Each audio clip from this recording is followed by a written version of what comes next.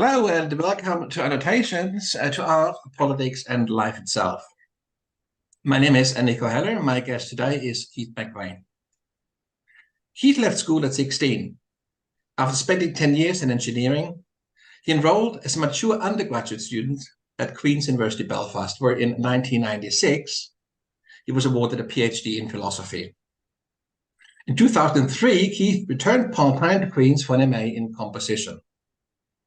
He started performing in the late 1970s, during the heyday of the Belfast punk scene, and went on to play and record everything from folk, blues and metal, to serial, concrete and experimental music. Keith and I go back a long way. We met in Belfast back in 1989, and over the next 3 years collaborated on a number of critically acclaimed projects, including a symphony on Luther, post-dramatic rendering of John Osborne's Luther, which at the time was the largest ever production staged at Belfast Civic Arts Theatre. We were connected last year when I was invited to co-create a silent lecture, our Belfast Lecture on Compassion, as part of my global silent lecture series. Now I can see that Keith is already here, so let me invite him in. There he is. Keith, how are you doing? Good. How are you? We have sound. Yes.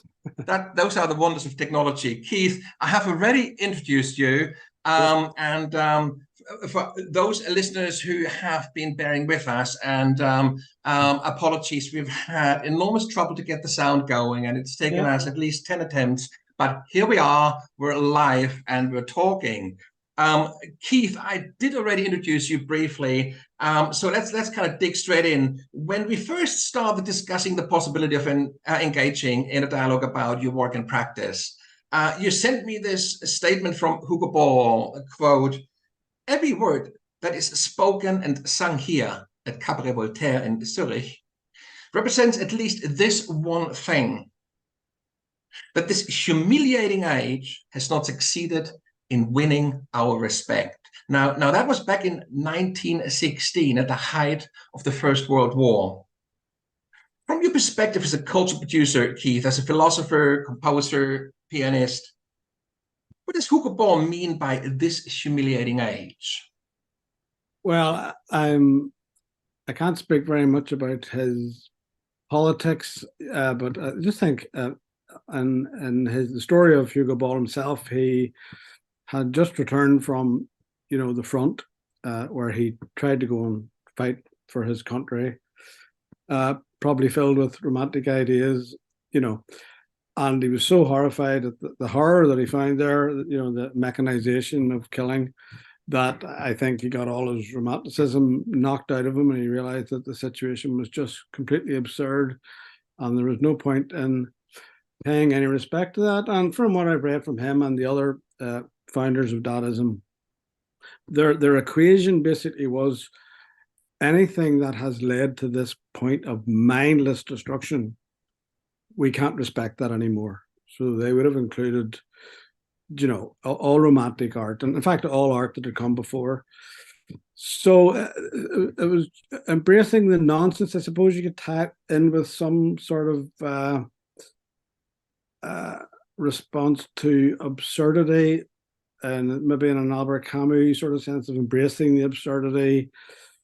So their answers to every question was yes and no. And their new, I was going to call it a movement, but of course, Hugo Ball himself didn't like the idea of a movement. Again, the contradictory thing. For them, Dada was artistic anti-art. So the idea was we can't continue to engage in basically anything that's gone before this horror of the First World War, because it's such a nonsense. So in a way you can think of them as being destructive, but at the same time they had the spirit of creativity in them, so they wanted to go on being creative and being artistic, but in a way that was at the same time denying all the art that had gone before. And my connection with Hugo Ball is just a very personal kind of psychological thing. At a very young age, maybe the age of 16, I went to London by myself on pilgrimage just to look at some art, and I encountered Dadaism there. and I have no idea why. I have no idea why, but it just really connected with me, and it's always stayed with me. He's just one of my heroes. And so rather than have any words of my own, I just borrowed his words when you asked me to talk about where we are in the world at the minute, with art and whatever crises there might be at the minute. I just thought that was a pretty good quote and a pretty good attitude, and it sums up the nonsense that runs through most of my creativity. I just connect with that idea, and I'm not suggesting that we are living in horrendous times to that degree, but I also don't think we're living in very good times. I mean, it's interesting, Keith. I mean, Hugo Ball, of course, was German, and he fled Germany, who was at war. And he fled Germany to avoid being drafted into the war. So he was actually, if you like, a refugee. He fled to Switzerland with his partner, and they opened this club, Voltaire, which was pretty much a nightclub, if you like. So it wasn't some kind of ivory tower. It was very much a kind of a place where people met. And I would imagine, a lot of refugees too. I mean, people who'd been in similar situations, who had very existential, personal experiences, with the war and with that situation. And within that context, this notion of humiliation is one that I think that's really worth reflecting on a little bit before we move on. I mean, what exactly was humiliating about this age for somebody like Hugo Ball, from your own imagination, where you kind of reflect on, his journey from Munich to Zurich, leaving stuff behind, the risk of possibly being kind of captured and brought back by some kind of collaborators, Nazi collaborators. And of course, also the poverty that went along with that, because of course they could only take very little things with them. So it was a very precarious, a very dangerous, a very unsettling time. And at the same time, these people were highly educated and cultured, sophisticated. So what exactly does Hugo Ball mean by humiliating times? Well, one way, if I was to conjure up the feeling of humiliation, we could just think about our own time and watching the news and the sorts of people that are in charge of us and the sorts of people who are making decisions about our lives, particularly if you're not very well off, and looking at the very, very rich people that make decisions about how we, the not very rich, live our lives. That humiliation is the only word for that, really.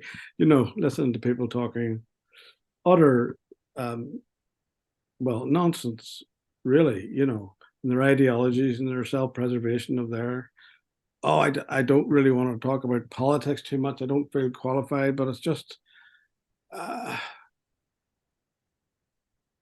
powerful protecting their own and continuing to have what they have, and wrapping it all up with ideologies which don't actually make any sense, don't follow through very well, ignoring the green issues, ignoring the state of the world and climate change. And I just think I get what Hugo Ball means when he says that. It's interesting because, of course, he would have said that in German, in the German language. Yes, and yes. Humiliation in German is Erniedrigung. And Erniedrigung means lowering. It means you're being diminished. It's you could, instead of saying humiliating age, you could probably translate it as a diminishing age. Okay. And it's quite interesting. And of course, humiliation in English has a different sort of, if you like, sphere of resonance than Erniedrigung has in German. There's one aspect to Erniedrigung, and that is that when you fall to your knees, or when you're being asked to kneel. There is a kind of Erniedrigung, there's a kind of a humiliation when you're being asked to bow in front of whatever, somebody you don't respect, or this kind of idea. And it's very much in the German word, it's very much in the word. So it's interesting, this idea of humiliation as a sort of a diminishing of who we are. It's not just kind of, in a way, hurting, or it's not just, but it's actually making us lesser humans. Yeah. It's a sort of it's a very, very interesting thing, and the kind of the dehumanizing is very much, I think, part of that idea. Now, when you look at sort of Dadaist poetry or texts, they can feel very scrambled. They can feel very nonsensical. Why do you think, what is the link between that sort of scrambled, nonsensical aspect of Dadaism and the way that relates to the perception of reality? Well, I kind of do. I don't know why. I haven't thought about this before, but I'm kind of relating it to uh, it's the time of Freud and Jung and the beginnings of the existentialist thinking, I suppose. Well, it is really the existentialists were up and running by then, and I know it's too early for Camus, but its response to the absurdity is to embrace it and to use humor. There's definitely humor there. And Eric Satie, who would be a hero of mine, favorite composer, he was among them as well. And it's impossible to write about that humor because it's almost performative. It does what it does. The poem does what it does when you listen to the nonsense of it, and it's beyond analysis, and that's kind of the point, because the analysis has got them nowhere. All the great thinking of the art critics and all the academies and so on lead us to trenches and a generation being killed in the mud. So why would you deal with that much sense ever again? Let's just babble nonsense.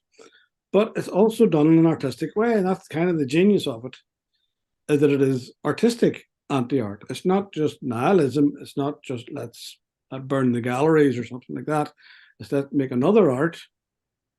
And I'm going to jump forward massively in our conversation to the sort of thing that you might find in an instant opera, just to mention that a bit early in our conversation. It might be instant and it might not be finished. And all those inherent contradictions that I think that you brilliantly give names to, the complete but not incomplete, complete but not complete. And all the time in the Dadaist manifestos, they will say that this is art and it is not art. There's something interesting about the idea of the artist rejecting interpretation, isn't there? The artist rejecting the kind of the critical gaze. That is very interesting because, of course, that critical gaze, as you said very, correctly, very rightly so, in so many ways, this sort of Western rationality, our sort of sense of cultural superiority and sort of like our kind of sense making led us into this catastrophe that was the First World War, and of course the brutality of the trench warfare and the millions of people, the first industrial war in history, of course led to a certain sort of, you wouldn't say speechlessness, because of course there was speech, but a sort of a senselessness. And that is really, really well captured. But it is what makes Dadaism so interesting is that it is done in a very humane way. It is not kind of scrambled by a kind of automated computer program. It's not, it's very much the human mind scrambled by kind of historical events. It's a very, very interesting thing. Now, there are obviously kind of, like there have been other movements throughout history that in a way have engaged with, with their times. But actually, going back through the 20th century, not so many did. I mean, there have been many movements from, whatever, Cubism to this, that, and the other, which had their very own agenda, almost kind of, away from our social reality. Not quite. I mean, and a lot of people would kind of disagree with this, but they weren't kind of as existentially involved in our social reality the way Dadaism possibly was. Now,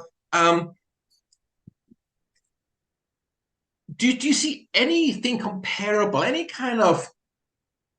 comparable in today's kind of the cultural practice that would somehow engage? I mean, you've kind of touched on this. I mean, we've had climate, we've got the climate change crisis, we've got two wars going on, one in Israel, Palestine, one in the Ukraine. We have a kind of a cost of living crisis. We, levels of poverty and of child poverty unseen for decades in post-war Europe. and there is a kind of a level of polarization in society, and a sort of a bigotry, and a sort of a level of hate in social media, and so on and so forth. That is quite extraordinary. So you would expect art in some ways to engage with this, not just at a kind of individual artist level, but you would imagine there to be some kind of collective response or some kind of movement emerge from that confronts that in the way Dadaism did. Can you see any kind of collective praxis that you feel kind of addresses, or kind of in an adequate way, or has the capability to address in an adequate way today's sort of challenges? Well, if you mean by contemporary, I mean now, this bubble of time right now, sort of 5-year period, I'm coming up blank. I'm not thinking of anything. But if you let the word contemporary a bit bigger, you might say, and this is quite interesting for you and I to talk about this, punk rock in a way.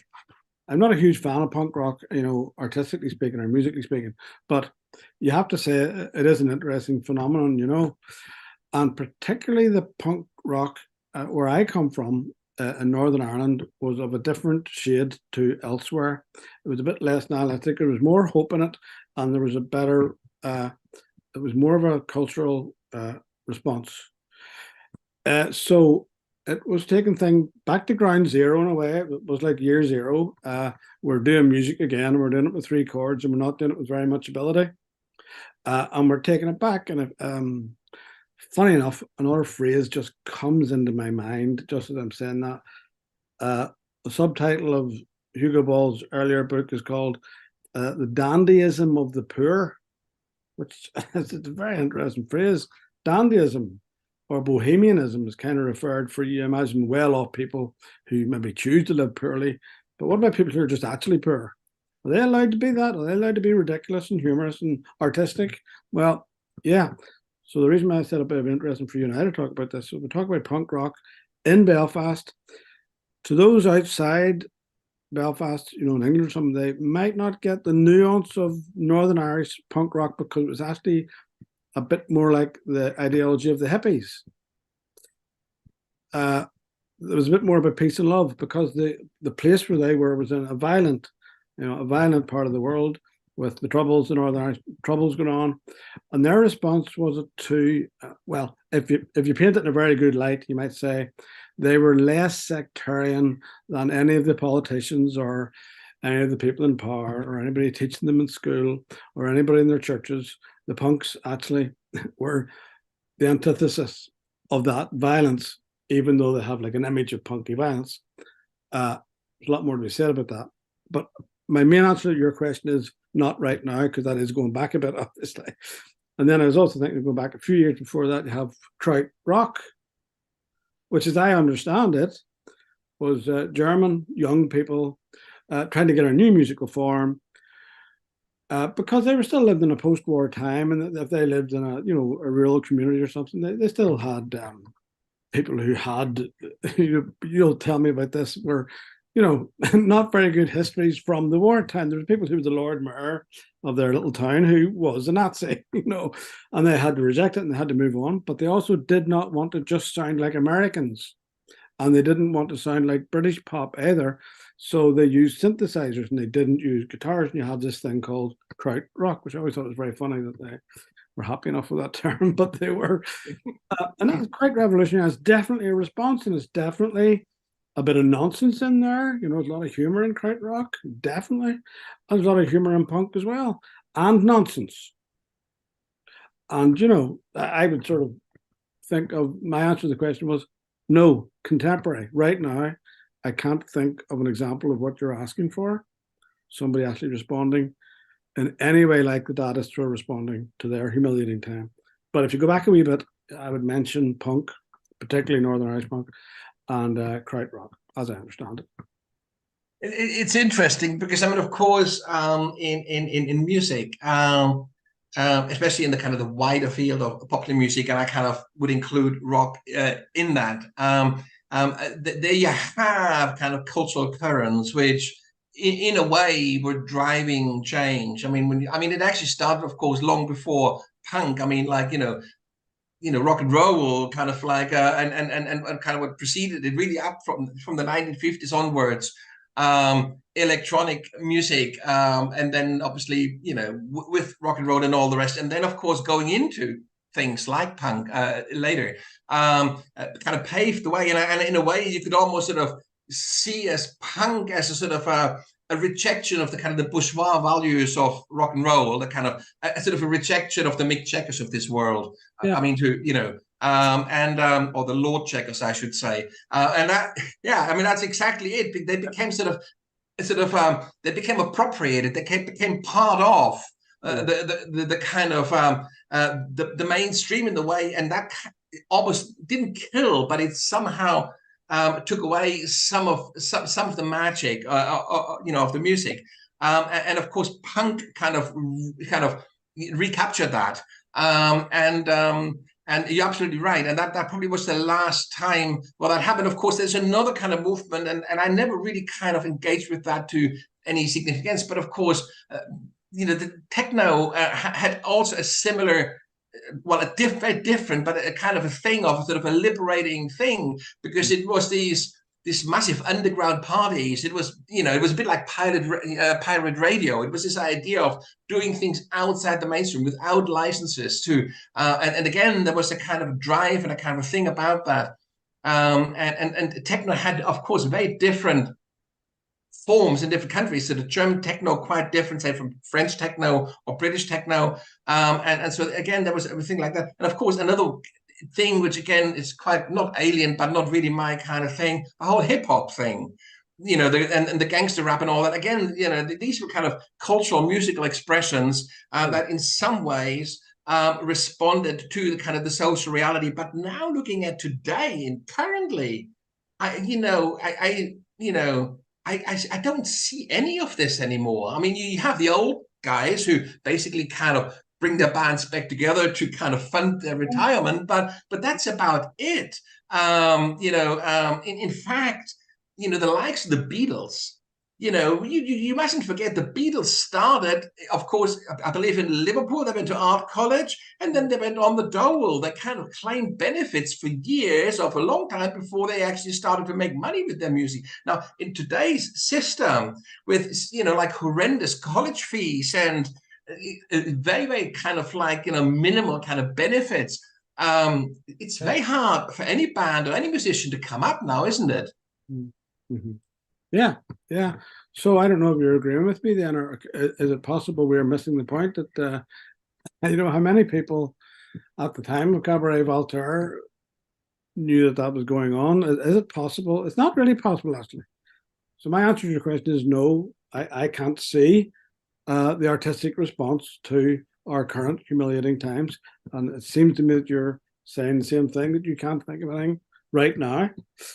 And I was going to ask you the question then, is it possible we're just missing the point? We're just looking in the wrong place and we're not seeing it? But to answer my own question, with social media and all, surely we should be hearing about it, How could it be that there is a good response somewhere, that there is something like punk going on, or something like, a response from the disenfranchised and rejection to the establishment, and we're missing it? I don't think we're missing it. I can't see it unless I'm wrong. I can't see it. So I think there's a couple of kind of sort of like sort of challenges or problems or coming together here. One is, of course, that when you look at Dadaism, or the Dadaist kind of movement and how they expressed themselves, it was a very immediate way of expressing. They didn't kind of go through the kind of rigmarole of kind of like, writing a funding application and waiting for Arts Council funding or somebody to kind of give them money and then print some posters or kind of set up some social media kind of operation or whatever. No, they just basically did it. Yeah. And so it was a very immediate, a very raw, a very direct way of responding, and there was very little filtering going on. And so that direct, unfiltered response enabled them also to do whatever they wanted and to be whoever they wanted to be. So I think, the kind of the Dadaism of the day would not be possible now when people think in these funding terms. because it just somehow makes it look really silly to kind of go through a real fundraising drive to then put on a show, people wrapped in cardboard and kind of coming up with scrambled words. Why do you have to kind of go for a big fundraising thing for that? Well, yeah, we all have to live. I accept that. But the two things don't necessarily have to, be synonymous. And so in a way, I think there is this issue that we have started to professionalize the arts in a way, or we have not just started, but we have actually professionalized and commodified the arts in a way that this kind of immediacy is kind of now very, very hard to achieve. Because of course the other thing is funding cycles operate on time scales of 12 to 18 to 24 months. So you're now kind of thinking about what you're going to do next year or the year after, which again, is great, but it puts you into this kind of planning, into this sort of strategic frame of mind, which is very, very different. And of course, you don't want to mess up your funding relationships either. So you kind of somehow, make sure that if it's critical in the kind of the right way. Because of course, a certain form of critique is very welcome, but other forms of critique are not. And so you're going to make sure that you're on the right side of critique as well as anything. And that kind of makes for kind of quite a staged, managed kind of culture. Now, let me, this is the thing. I mean, there've been a number of movements. Dada, as you mentioned, but one that also really inspired me great is Fluxus. The Fluxus movement, of course, there was big names like Joseph Beuys and others associated with this. But the guy who actually came up with it, he's almost been forgotten again. He was a kind of a today he would be seen as a kind of almost marginal figure. And it's interesting, the kind of influence of Fluxus had. It started as a publication, interestingly enough. But it kind of went far beyond that. And then another kind of movement that I also thought was really interesting, Art Povere, this kind of Italian movement that sort of had this idea that we need to, in some ways, for as long as we create art that requires significant resources to do it, we have to somehow secure those resources before we can do it. So Art Povere was all about kind of doing away with that, peeling away those requirements, working with found objects, with things they found the street, kind of, and rearranging things and working in a very improvised, sort of ephemeral kind of way. And again, that kind of, and this was back in the 1960s, 70s, was taking them back very much to kind of a Dadaist kind of frame of reference. So I thought that was really, really interesting. Now, of course, I've been working on my own sort of, if you like, sort of critique of contemporary cultural practice, and kind of, I wouldn't mind sort of reading out briefly this kind of manifesto that I sort of come up with, because I think it really relates directly. If you like, I wouldn't say it's a 21st century version of Dada, because it's not. I mean, history doesn't repeat itself that way, but it is in some ways responding or looking for ways that would open up spaces where we can have that direct engagement with the kind of issues of our day without having to go through these filters and having to constantly ask for permission. So let me just read this out. Towards a shared understanding of a new form. So, some notable exceptions notwithstanding, no art form is as overtly elitist and as inherently imperialist as opera. At the same time, through the combination of sound or music, art or drama, performance or acting, and movement or dance, opera offers artists of all stripes and colors a shared canvas that is potentially larger, and a collaborative platform that is potentially richer and more diverse than any other. As our fundamental freedoms and human rights increasingly come under serious and sustained attack, our democracies are on the retreat, and authoritarianism is on the rise again globally. Opera must reinvent itself, free itself from its imperialist traditions, so that we can realize its full potential as a contemporary cultural force for good. For this to happen, we need to start thinking and practicing opera differently.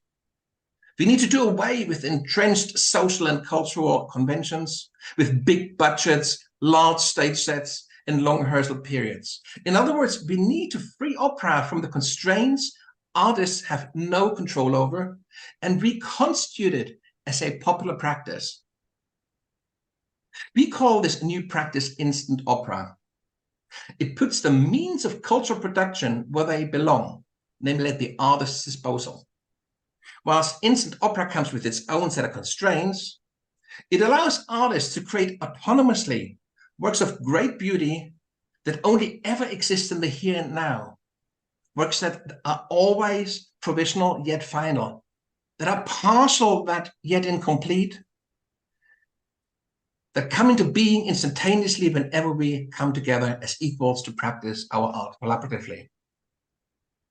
As a self-governing interdisciplinary practice, instant opera is neither intrinsically nor exclusively linked to any particular type of institution or target demographic. Instead, it occupies underutilized and overlooked spaces to reach new audiences.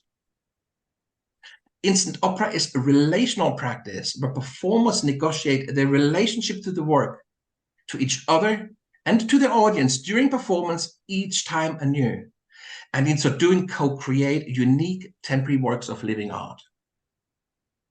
Instant opera differs from other live art performance practices in that it implies a shared approach, text, and or score, and often involves a director, a writer, a composer, and or conductor.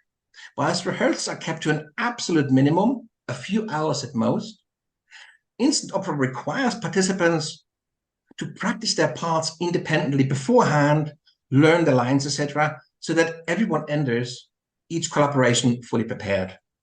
Given its impromptu nature, not all scores and texts or scripts lend themselves to be presented as instant opera, and hence many need to be adapted, if not rewritten entirely. Over time, this will create a new genre with its very own repertoire of works. Part gig, part happening, instant opera has the potential to decolonize opera by limiting unwanted outside influences whilst unbounding collective creativity, to democratize opera by opening new spaces and reaching new audiences, and to transform opera by shortening production cycles and facilitating risk-taking. The opera is dead. Long live the opera. So that's, the idea that we have created these institutions, the institution of the theater, the institution of the opera house and the opera, the institution of the concert hall, the institution of the art gallery. And we have created production lines that deliver, that kind of feed, cultural product, into these spaces. And we are doing this in a really clever way, in a way so that we still feel that this is all very open, very democratic, and very free. But the reality is a very, very different one. It's become a professionalized, sort of scientificated. There was a time, my old professor in Belfast in fine art, Alistair McLennan, I believe he doesn't have a master's degree.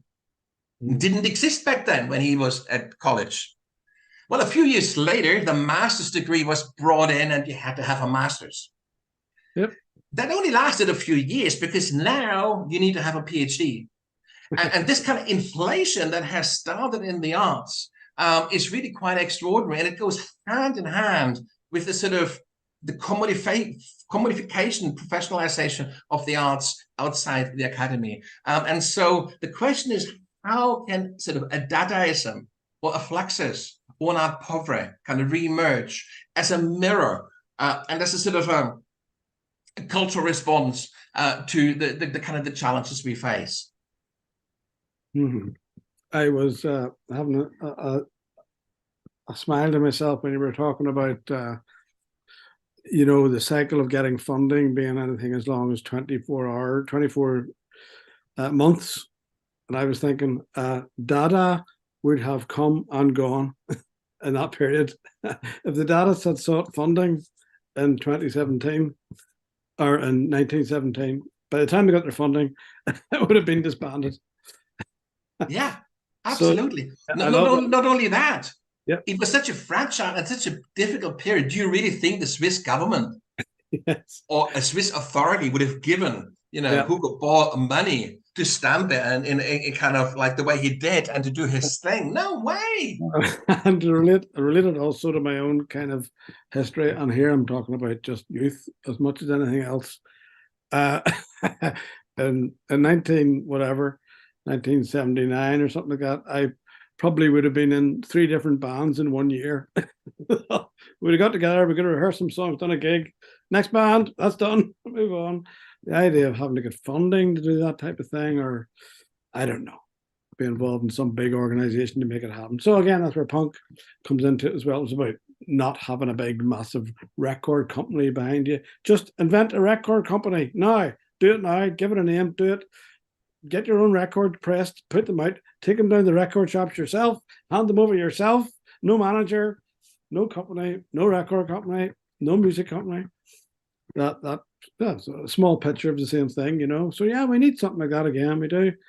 I agree with everything in your manifesto. I think it's very, very well written. I think it's very inspiring. And I haven't thought about this before. I was trying to think about something that I do without really trying to plan it out like that. Is my performance has been very limited recently. My playing the piano, obviously because of COVID. But if you go back to just the year just before COVID, I did do things spontaneously. I would play the piano with my bass player Richard Chabley in Starbucks. I played a gig in Starbucks every week for coffee. I was paid with coffee, but I did not owe anybody anything. I did not have to play any particular type of music. Do you know what I mean? So I only played my own music, and it was quite experimental at times. And I had my own rules about what constituted an artistic success. So in my book, all the concerts were successful because I didn't care. It wasn't about people clapping. It wasn't about the people that owned the cafe saying thank you for increasing our products, increasing our profits that night. I didn't owe them anything. They weren't paying me. So without really meaning to. Well, because of the humiliation of the times, because of it being so hard to get a gig, so hard to get a venue, I just did what I could, which is a gig in Starbucks. It worked okay. So I love the idea of doing that with other people, all with the same mindset. Let's do this. Just let's do it. It's interesting, when you think about it. I mean, prior to the 20th century, in fact, presumably really kind of almost leading up to the to the early mid 1950s. Sort of art culture was a sort of a kind of a middle class or an upper class pursuit. I mean, the kind of the Mozarts, the Beethovens, of this world, they would be living at the courts. They would be performing, for like a kind of an aristocratic or kind of extremely well-heeled audience, whilst peasants had their folk culture, which was very, very different. But that distinction between folk culture and high culture was a kind of a class distinction as much as anything. And then, of course, like in the 20th century, in the 1920s, with the kind of the Bauhaus and the kind of emergence of art colleges and also the kind of mass education that kind of then kind of really kind of blossomed after the Second World War. And alongside with that, the welfare state that kind of provided some basic sort of security for people to make choices about their lives that they wouldn't make if they didn't have that basic security. So there was a kind of, on the one hand, the educational system broadened out and opened up and kind of expanded, and on the other hand, of course, the welfare provisions, the welfare state expanded so that people felt they could actually sort of take advantage of that. So in the post-war years, all of a sudden, kind of a culture emerged that was neither the kind of the high culture of the upper classes of the kind of 18th, 19th century, nor was it the folk culture of the peasants of that time. It was a kind of a democratization of culture, which was really quite extraordinary. And so much of what we think of in terms of modernism, in terms of modern art and modern music, and of course then also popular music, rock, punk, all of these things, they in a way were generated. They came through this kind of democratization of culture, and blossomed in that. That was really, if you, it was a high period of culture that was as much shaped bottom up as it was kind of orchestrated top down. It was a very, very interesting period, sort of 1950 right up to 1980, maybe sort of like mid 80s, late 80s. It's at that point it sort of started to crumble. But now we have ended sort of into a very different age, and we still have these kind of points of reference of this post-war period where we kind of make those comparisons. But of course, the social and the kind of economic reality for young people today is so fundamentally different from what it was in the 1970s. That of course they don't have those choices anymore. I mean, if you want to kind of bring out, like, establish yourself as a band, how are you going to pay for that promotional video? You know, how are you going to get up on the rankings of Spotify or iTunes or whatever? You need significant investment behind you to do that. And of course, who's going to get that investment? And the same, of course, goes for artists. How are you going to get your first catalog? How are you going to get your first couple of exhibitions to make your name? Of course, that all needs to be funded, and these days, increasingly is funded privately. Through families and friends of those artists. We're moving back into kind of sort of a class system, and the question is, and that clearly doesn't, in so many ways, doesn't kind of provide sufficient dexterity for it is a very much it's entertainment. It's decoration, it's product. And so the question is what kind of cultural strategies can we develop as musicians? What can a band do now to kind of to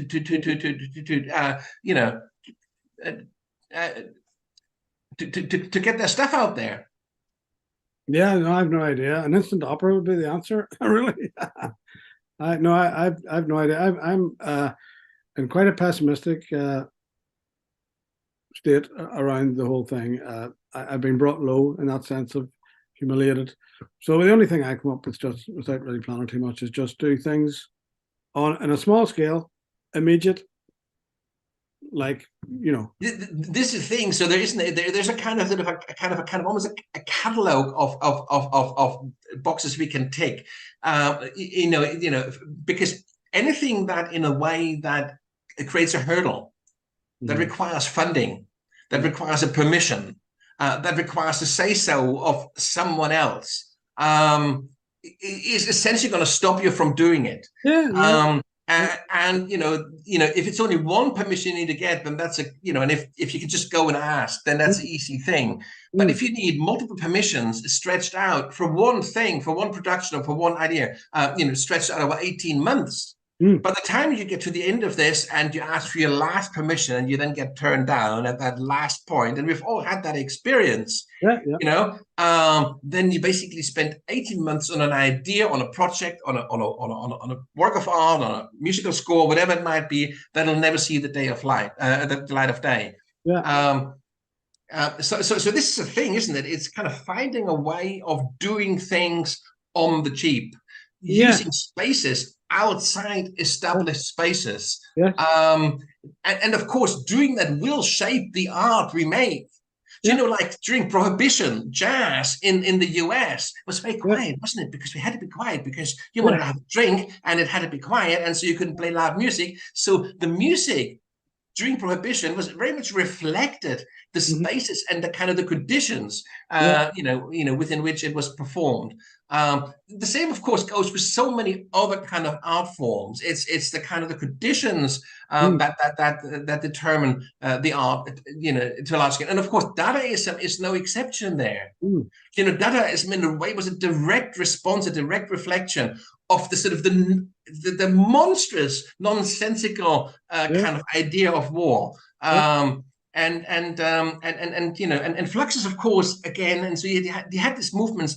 And what we have to do now, I think, as artists, as musicians, as dancers, as performers, as painters, we need to find ways of practicing and building an audience that doesn't involve asking for permission. And that is that's the crux of it. And that'll create a new aesthetic, because the kind of the permissions systems have evolved, and so making art that kind of squeezes through and gets past the permission system today will look very different from what it would have looked like in the 1950s or in the 1920s. Yeah. So I think that's a kind of a really kind of interesting, really interesting thought. Going back once more to your own practice, I found it quite interesting the way you have been kind of going between. I mean, you started off really, as a I wouldn't say as a school dropout, but you left school early, and then you basically went into kind of in a typical kind of working class kind of factory environment, and spent 10 years essentially in a blue collar kind of environment. And correct me if I'm wrong, but there was a eureka moment when you decided, I can be a doctor, I can be a philosopher. Well, yes, that's right. You want to tell me a little bit, because I think that history, that kind of sense, I think this is the kind of the eureka moments that I think that people need to rediscover in their own lives now. Sure, yeah, but I just have to say one thing to you. I have a student about to arrive at 15:15, so we'll have to keep it really quick. Let's wrap it up. Yes. Yeah, I did have a moment where I just realized, I think the time before I met you actually, but you would have been part of this as well. Just to cut a long story short, you more or less said something to me. If you're going to be a composer, be a composer. It's not a hobby. And but even before that, yes, I just decided I didn't need to work in a factory anymore. I needed to do what then I was passionate about, which was philosophy. So I did. I just made a decision, and that was with very, very little education. I just got into university by the side door, by getting to know lecturers and talking to them and convincing them that I could do it. And I didn't go to university to get a degree. I went to get a PhD. I wanted to go as far as I could and read as much as I could. So yes, that was like one of the few big decisions I made in life. And then that's merged later on by deciding, if I'm going to write music, I need to know more about it. So I'll go and do a master's in composition. Yeah, just for myself, not to get qualifications, just to be in the right place. Yeah. Excellent. Well, Keith, thank you very, very much. I mean, I think there's something about this sort of long biographies of, like yours, but I mean, actually mine is also quite a long winded biography, but that's a story for another day. But, where you, in a way, follow, it sounds like terribly cliched. I wouldn't say a dream, but a sort of you basically, where you think about your life, not in terms of kind of a sort of a series of career progressions, but where you think about your own life, essentially also, if you like, as a work of art, as something that you shape and that you hopefully at some point in your life later on are able to look back at and say, well, I have done all right. Not in terms of making money, but the kind of human being I have become. And I think going back to Hugo Ball, yes, this idea of a humiliating age. Yes. It's in those times, I think, where it is particularly difficult to stay the course. It is. It is in those times when we are being diminished, when we kind of find ourselves making compromises that we wouldn't make at other times, where we kind of come up against our own limitations, our own weaknesses, our own fears. And I think we are, in that sense, in a humiliating age, in a way that it makes it very, very difficult to be that artist, to be that philosopher without the kind of institutional trappings that kind of give you the security. And so I think at this very personal level, anybody who really has a sense of who or what they want to be and see how our times hold us back, will understand this notion of a humiliating age very intuitively. And I can see that you're kind of really waiting to finish, because there's somebody in the background who wants to be taught, somebody a piano or the guitar. You have to make money as well. Oh God, that's terrible. We all do. I know. So Keith, I thank you very, very much. It's been a slow start, very difficult to get us together. I made it short. Sorry. But nonetheless, it's been a really, really nice talk, and I hope we'll kind of carry that on at some point in the future. That would be good. Great. Thanks, Nico. Thank you. I'll see you again. Absolutely. See you soon. Cheers. Bye.